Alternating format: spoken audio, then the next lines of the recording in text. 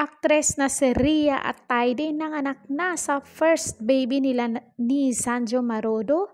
Sa Facebook post ni Sanjo nitong Lunes ng gabi, September 23, makikita ang anunsyo hinggil sa paglabas ng bata. God's grace that Sanjo, Rhea, and BBM were born on the 23rd day of the month. Saad ng caption. Samantalang makikita naman sa larawan na parihong nakalagay ang kani-kanilang birthday ni Sanjo July 23, Rhea Atayde March 23 at ang panganay naman nila ay September 23. Wow, magkapariho sila ng birthday. Umani ng mensahe ng pagbati mula sa mga netizen ang mag-asawa. Narito ang iilan sa kanilang mga nagkomento at nagmamahal na mga netizen.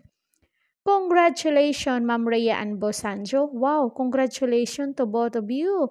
Meant to be po talaga kayo. Wow, congrats and God bless your family. Congrats, 23, what a lucky date.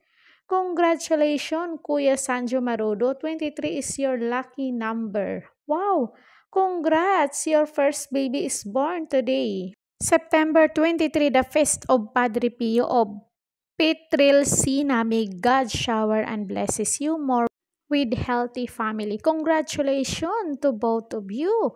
Lucky number. So blessed for them. Congratulations. God bless. Malamang na labis ang tuwa ang ina ni Rhea na si Sylvia Sanchez sa balitang ito dahil noong Hunyo ay naghayag siya ng pananabik sa nalalapit na pagsilang sa kanyang apo. So anong say nyo dito mga marites? O di ba? Ang daming nagmamahal sa anak ni Sanjo at Rhea Atayde at lalo na ang kanyang grandma na si Sylvia Sanchez.